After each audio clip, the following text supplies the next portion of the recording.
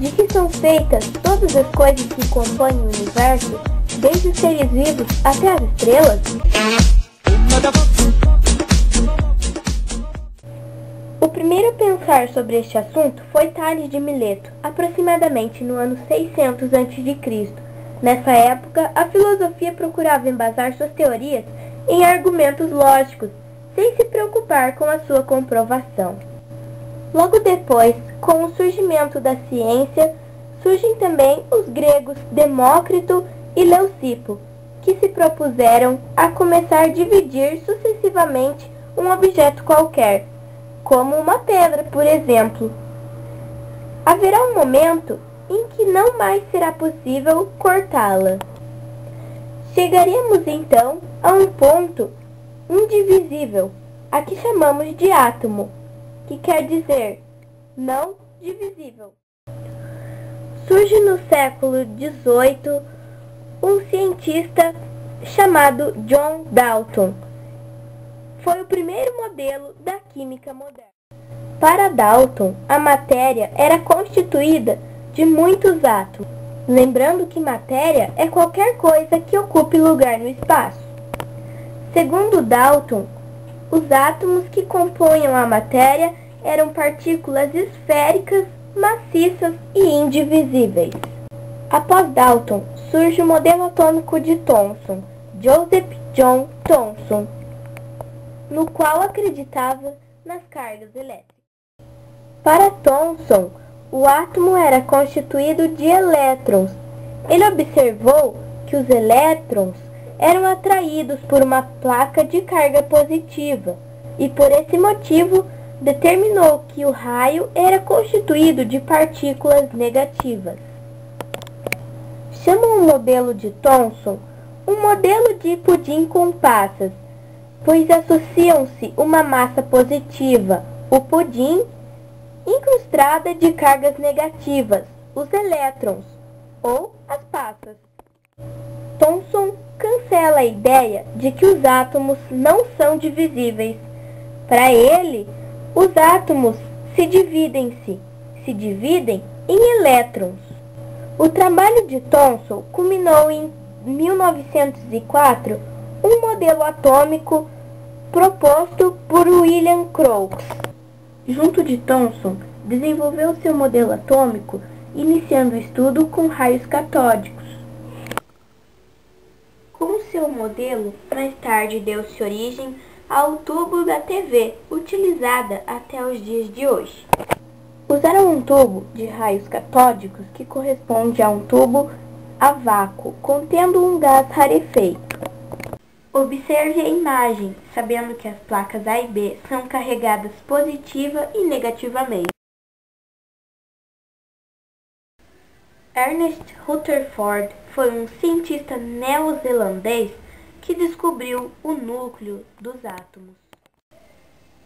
Segundo ele, a carga positiva central, ou seja, o núcleo, era chamada de próton, e a carga negativa que rodeava em volta era eletrosfera. Com base no estudo da radioatividade, ele afirmou que o núcleo atômico era muito menor que a eletrosfera. Você precisa saber que os elétrons são as cargas negativas presentes na eletrosfera. Assim, sendo a eletrosfera inteira negativa. Rutherford desenvolveu seu modelo atômico da seguinte maneira.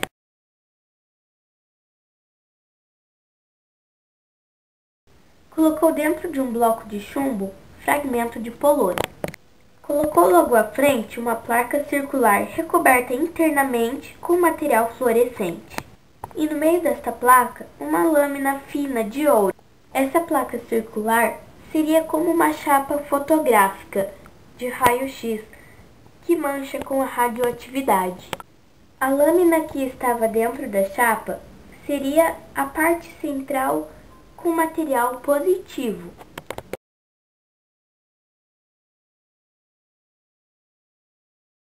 E desta maneira, com a ajuda de seus alunos Hans Geiger e Ernest Marsden, ele descobriu que o átomo não era maciço.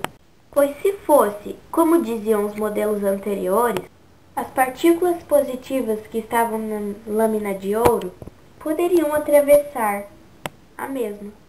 Rutherford chegou à conclusão de que a única parte do átomo que seria maciça era o núcleo, onde estariam as cargas positivas, denominadas prótons.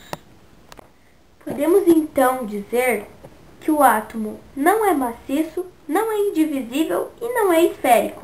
O átomo, ele possui duas regiões distintas, o núcleo carregado positivamente e a eletrosfera, onde estão encontrados os elétrons, que são carregados negativamente. O núcleo é muito menor que a eletrosfera e os elétrons estão em movimento ao redor do núcleo, como os planetas ao redor do Sol no sistema solar. Logo após Rutherford, surge Niels Bohr, um físico dinamarquês, publicando em 1913 um novo modelo atômico baseado em níveis de energia, utilizando o hidrogênio. Bohr apresentou níveis ou camadas no átomo, que são as regiões em que os elétrons poderiam se movimentar sem perder energia. Essas camadas existem se houver elétrons. Porém, em cada camada cabe uma certa quantidade de elétrons. Observe a tabela a seguir e veja quantos elétrons cabe em cada camada.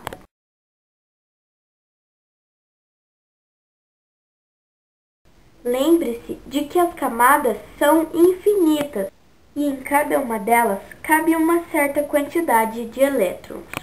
Observe a imagem a seguir. Vemos então que a eletrosfera libera elétrons, ou a energia, em forma de luz. Querendo aperfeiçoar um pouco mais sobre o modelo de Bohr, surge James Chadwick, o qual descobre o nêutron, que seria uma partícula com carga neutra, ou seja, no átomo não existe só os prótons, mas sim prótons e nêutrons, e ao redor deles os elétrons, na eletrosfera. A região que concentra praticamente toda a massa do átomo é chamada de cátodo. Com o fim de nossos estudos sobre os átomos, vemos que o átomo tem muitas partículas, porém as mais importantes são os prótons, nêutrons e elétrons. Observe a tabela a seguir. Cada um tem um símbolo, uma quantidade de carga elétrica e uma massa.